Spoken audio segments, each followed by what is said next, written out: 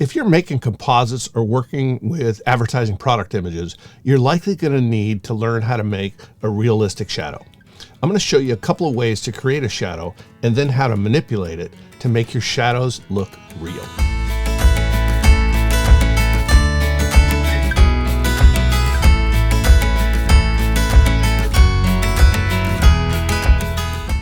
Hi, I'm Terry Vanderheiden, professional photographer. Today I'm going to talk to you all about shadows. Now, when you're making a composite, putting one image inside of another, a lot of times you need to make a realistic shadow that helps the viewer believe that that composite image is indeed real. When working in product photography, a lot of times you have more than one light source going to light up different edges of the product. And you could have shadows going all over the place. To refine that, you may need to make a realistic shadow, but not just a shadow, a transparent shadow, just in case your client needs to place that on a different background and retain that shadow. So let's open up Photoshop and we'll work with some shadows.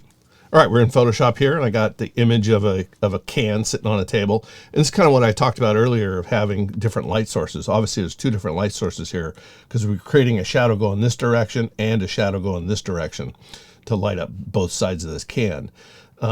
Not the most desirable look. So what we're going to do is pull this can off and put it on its own background. So the way we do that is we're just going to select the can. We're going to use a simple way. Go up here to quick select, click that, and then come over to subject select. I always like to do this little pull down and go to cloud devices for a more detailed result. Hit subject select. You can see the marching ants are all around the can at this point. And we use our shortcut that we've learned before, Command J, put that up onto its own layer, and we have a can onto its own layer. Now we need to make a background layer, so we're just going to hit the plus sign, and we're going to drag that down in between those two. So this layer here is now empty, but we want to fill it with white. So the old-fashioned way of doing that, I shouldn't say old-fashioned, I should say another way to do it, is to go over here and go fill, and then fill it with white. But what we're going to do is we're going to do a little simpler way, and that is, since we have our default colors here of black over white, we're just going to hold Command or Control, if you're on a PC, Command Delete, and that just fills that layer with the background color. We have a simple white background, and we have our can. Not quite very realistic yet. Hit our Move tool, which of course is the letter V, and we can move our can around a little bit. Let's just move it up a little bit higher. And now we're going to make a shadow layer. So let's go ahead and make one more new layer, and we'll put it between the background layer. We'll call this background. We'll call this shadow. That way we kind of keep track of what layers are what. So in the shadow layer, we can do a number of things. We can create a simple shadow that goes underneath the product. So let's go ahead and grab our brush, and we'll paint in black, and we'll use a nice soft round brush. So we have the hardness down to 0. Come over here.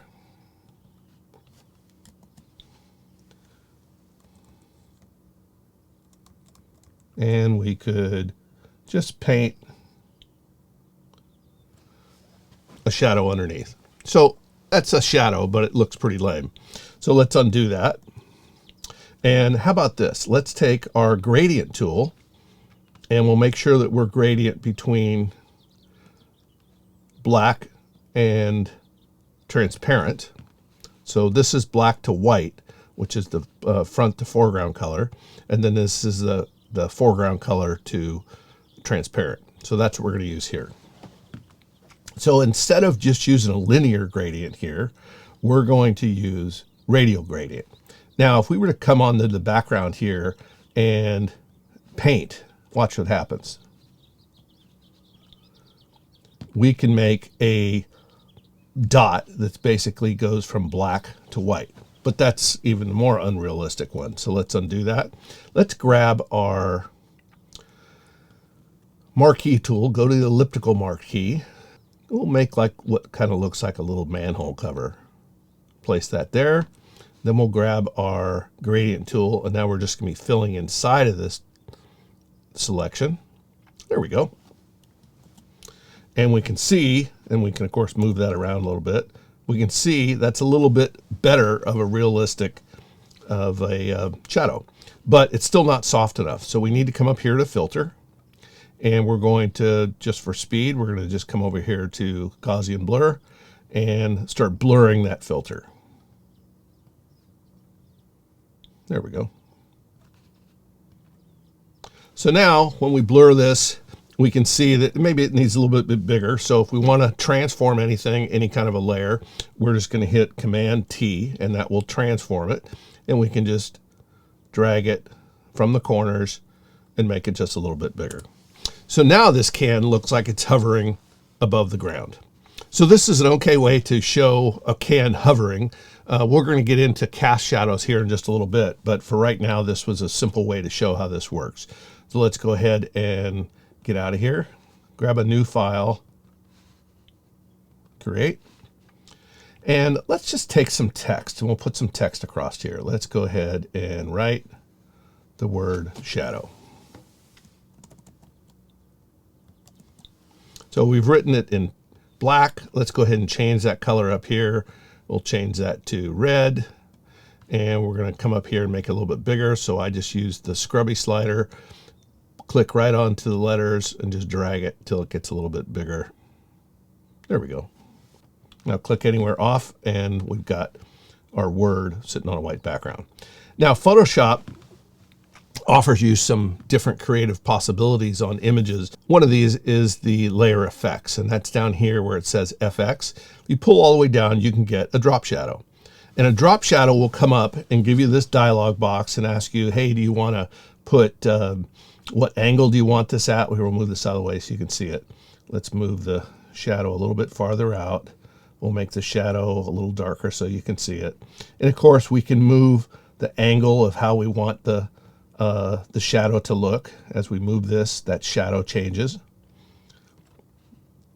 So that's a typical drop shadow, pretty simple. Like if you want to have text to step off the page, that's a real simple way. And that's, again, using the effects menu, coming down and doing drop shadow. All right, we have another image up here, woman jumping in the air. So let's go ahead and pull her off of this background, and we'll do the same way we did before. Quick select, subject select, Command J, we'll make a new background. So on this background, what we're going to do is we're going to just use a solid color. So you could fill it with a solid color, but you could also come over here and go, oh, just make a solid color, and we'll just make it red. So now we have a layer mask for the red. We're not going to need it in this case, but give us a simple way to make a solid color background. So we've got her on her own background. And now what we're going to do is just use Photoshop's tool of the drop shadow. Click drop shadow. And what's nice is we should be able to move that shadow by just dragging it. While this dialog's open, we can just move this shadow however we want it. So let's go ahead and move that off, and we'll click OK. Now what we've done here is we've created this shadow layer, and we don't have it in the exact right position, and we actually want to manipulate it a little bit. So here's how we're going to do it. We're going to go to Effects, click on it, then right click and go down to Create Layer. It'll create a layer out of the effects that you just made. So we're going to say OK. We don't need to see that every time. And now you see here, we've made a shadow layer right here. So if we turn this off, you'll see that we've made a shadow layer right here, and that's everything that we want to manipulate is going to be right there. So let's go ahead and take and hit our transform, which is Command or Control T. Now we can take this, and when you have this box in the transform, you can grab this and move it around, and that'll move it proportionally. Or if you want to make changes like something that's a little more radical, what you're going to do is you're going to right click inside of the shadow box, and in this case we're going to do distort. So we'll hit distort, and we're going to squish this thing down. So now we have this shadow underneath her. Not quite realistic, but a little more realistic. So a simple way to work with this is we've learned this before, and that's a layer mask. So let's go ahead and click a layer mask on this. And now what we're going to do is we're going to soften some of the areas. So let's grab our brush, and we're going to paint in black. So we're going to switch these here. So we've got a brush that we're painting in black on our layer mask. So now instead of painting with 100%, let's just paint with, like 15, 16%. So now we can kind of paint and soften those shadows on the edges, because obviously if you always look at light's going to come hit a subject, and then it's going to cast a shadow, and the shadow is obviously going to be darker towards the center or where it's mostly covered. In this case, if the light's coming from above, most of the light is going to be pretty dark in the center, right? But on the edges, it won't be quite so dark. So this is how you would soften it. So this is softening the tones of that, right? We're just using our layer mask to soften the tone and brush out the areas around it. Now it's still a little too sharp. So since it's so sharp, we're going to come back here, make sure we're highlighted on this layer, come up to filter, and we'll go into blur and do Gaussian blur, and we'll soften that. Now that looks a little more realistic. And again, if she was doing a shadow like this, if she was creating the shadow from the light, possibly, you know, maybe if we're going to be even a little more realistic, that shadow's going to be back here a little bit behind her, so that the light is, we see where the light's coming in, the light's coming in from over in this direction, so our shadow would be created over here. And so she's jumping in the air, so if we want to make her look like she's jumping higher, we move the shadow down. If we want to make it look like she's not jumping quite as high, then we move the shadow up. So this is the shadow, a real simple shadow that Photoshop gave us to begin with, and now we're able to work with that on any kind of background. And let's say, for instance, here, we want to change that color, we can just come in here and make it blue, and that shadow translates with it. Okay, here we have another simple shot, and you can see our shadow is a pretty deep and defined shadow, but let's say we just want to change that. So let's go in here to our image, go in and select, subject select.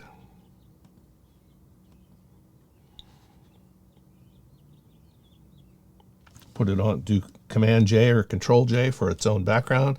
Grab a new layer, we'll make a new layer background. And again, we'll just use our solid color, and we'll make this kind of a fuchsia color. Now let's just make it green. That probably makes more sense. There. Now, what do you think? Well, it looks weird for a couple of reasons. One is, remember that cup was photographed on a pink background, so it's going to get a lot of pink cast to it. So the first thing we have to do is remove that. And a real simple way when you're working with black and white objects like this cup is we can just go in and do a hue saturation change to the cup. So we do that by doing Command U, and that brings up our hue saturation. And now we just bring our saturation down until the pink is gone, and now we've got more of a white cup. Pretty simple process to take the cast out of something, especially on black. And if this was a colored cup, then you couldn't get away with that, but on a white cup or a black cup, a gray cup, you can do that. So now what we're going to do is we're going to create another shadow. Again, we're going to go into Photoshop, use its tool here, get a drop shadow, and this is fine. However this is, I think we'll just make this up to 100% so we have a nice dark shadow. Click OK.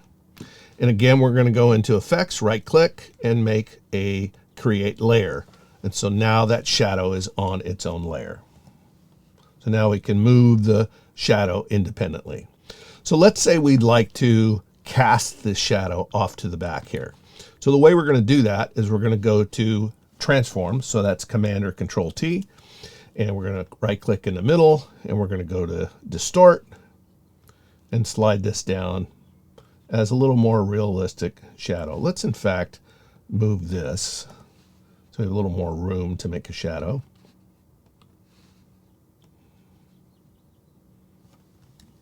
And again, we're going to just right click in the middle, hit Distort, just get that really casting pretty good out to the side.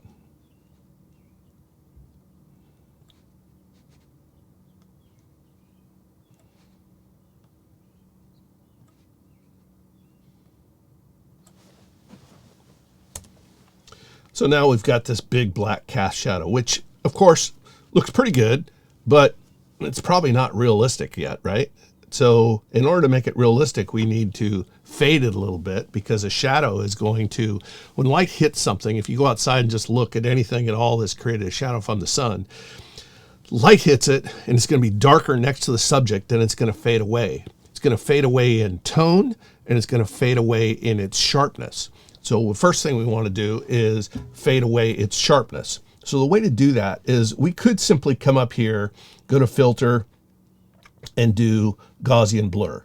And a Gaussian blur will make everything soft, but that's not how a shadow works, right? Shadow is going to be harder and more crisp next to the product, and then softer as it goes away. So let's cancel that. Let's use another tool that Photoshop offers, and that is in the blur gallery, we can go to field blur. So this is pretty cool. Comes with these little pin dots, right? So we grab this pin and we drag it down here to this edge here. And this little clock, if you will, you have the ability to turn that and create more of a blur. So let's see how that blurs a lot more. And what we're doing is we're blurring this edge here. And you see this edge isn't blurred as much. But let's go ahead and put another pin down here. And now we're going to make that sharper by bringing that up. So the blur is only going to be just a few %. So now let's take a look at what we have. We're going to click OK because we like that. This actually takes us into a complete different dialog box when we use this blur tool. And once we like what we've done, then we hit OK, and then that makes everything solidified. And now you can see we've got a sharp shadow that goes to a faded shadow. Real simple tool. Now the other thing we have to do is we have to soften the way that looks, right? So we're going to use the same technique we've used before, and that is a layer mask. And we're going to use our gradient tool. And our gradient tool we're going to use as linear. So we want to take it off that circle one that we did before. Make sure that we've got go from black to nothing. That's going to be black to transparent. And now we're going to take this and just drag this gradient tool over. We're only working on the layer mask, and we let it go. See how it removes some of the back end? So let's undo that.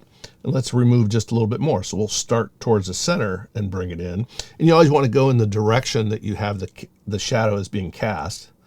So see, now we removed too much. And you can see here by our layer mask how much we did. So let's do this again so we can find a happy medium. So we removed some of it, and we have a more realistic cast shadow. So when we look at our layers palette, we have our original of our cup, we have our background, and we have our cast shadow. So what's nice about this is if we wanted to move them together, we would just, you can actually take this now if you wanted to and do apply layer mask, and then we'll name this shadow. And so now we can link these two together. I always want to keep them in separate layers because you never know if you need to change anything. But once they're both selected, now when we use the move tool, we can move the cup and the shadow together, right? And if we wanted to change that background, let's say the customer said, oh, you know what? We really want a blue background. Well, it's no big deal. We just grab our blue, put it in the background. All right, we have a new image up here. This is one of those DJI microphones. Let's go ahead and I've already created a path for this.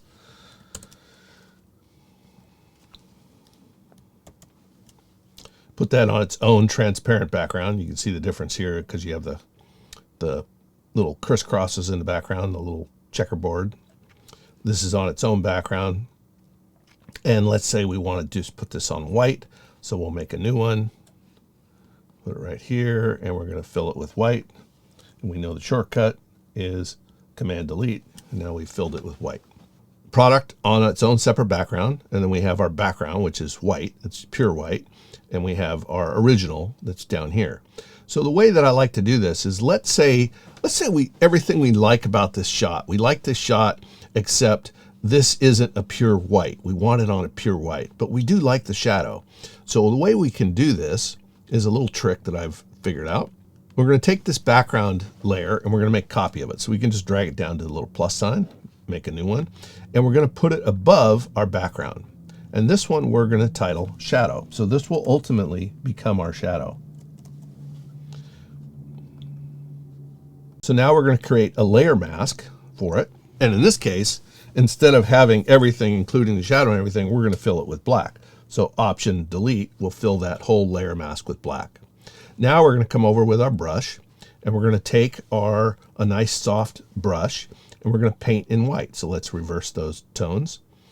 And the way we do this is we just want that shadow, that original shadow, to be brought back in. So we're going to paint on our layer mask, opacity at 100%, and we're going to paint with white. So let's hold this Shift key down, click, and then we'll click over here, and that'll be a nice straight shadow. So now what we've done is we've revealed the actual original shadow, but yet we're still keeping this on pure white. Now if we look close, watch what happens here. Let's go in and look close at this. You can see while that original shadow is replaced, some of the dirt that was on the tabletop is still there. So the way that we can simply do that is we can come in here. We like this shadow. Let's back this off just a little bit. We like the shadow, so what we're going to do is we're going to go Apply Layer Mask. And now what we're going to do is blur this a little bit. So Filter, Blur, Gaussian Blur. And it doesn't need to be blurred that much. Maybe about like that. And what's nice about this technique is we're actually using the actual shadow that was created originally. So there's no question as to whether this is a realistic shadow, because it is actually the shadow. So we've softened it a little bit by blurring it. And then if it gets a color cast, which it might from whatever it is you're working with, let's go ahead and do a quick reduction of that. And that's Command U. We'll bring up the hue and saturation, and we'll slide our saturation over. And then again, we're just doing this on the shadow itself. So this is our shadow. We can take a look and see. It doesn't matter here that we have part of the product in here, because we're only keeping the shadow and everything's aligned, right? So that is how that shadow can be done in a real simple way. We know that's a realistic, absolute, positively realistic shadow because we actually used the original shadow that we shot with. So another way to do this, let's go ahead and get rid of this shadow. And let's go ahead and do what we did before, where we create a cast shadow. So we go up here, go to Layer Effects, Drop Shadow, and we already have our drop shadow here. It's 100%. We'll just keep all this nice and sharp, and we'll click OK. And now what we're going to do is right-click on Effects and create a layer. So now we have a layer here for our shadow. Did this before. Now we can move this around. So now what we're going to do is we're going to make this a cast shadow. And real simply, we're going to do Command or Control T, and then we'll click inside of that and go ahead and hit Distort and pull that down. Now we can line this up. Did this before with the cut, so it's pretty simple. Move that around, manipulate it however you want. And now in this case here, we've kind of come over a little bit, which maybe isn't going to look quite right. So a simple process to that is we're just going to cut that out, and I'll show you how we'll do that in a second. So we're going to go through our process that we did before. We're going to go to Filter, go to Blur Gallery, go to Field Blur, and then we get in this whole new dialog box, grab our little dot, bring it up here, and we'll make it a little more blurred at the end. We'll grab a new dot, bring it down here, and we'll make it a lot sharper, because of course the shadow would be sharper next to the subject. And we'll click OK. And we like how this is casting out away from the product. Now the only other thing we have to do is we have to come in here and we'll make a layer mask, and we'll paint with black.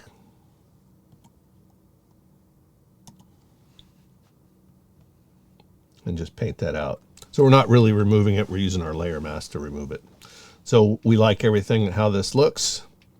And now we've got a realistic shadow that we could put on any background we wanted to. If you like this kind of content, take a second to click the like button and then subscribe to my channel. Hit the little bell icon to be reminded by YouTube when I have a new video posted. Now, while I read and answer all of the questions and comments that I get in the comment section below, you may want to contact me directly. So feel free to do that. You can email me at terry@imagelight.com, and I'll put you on my mailing list and let you know when I have a new video and, of course, answer your questions. I hope this tutorial helped you learn a little bit more about creating shadows for your products and still life images.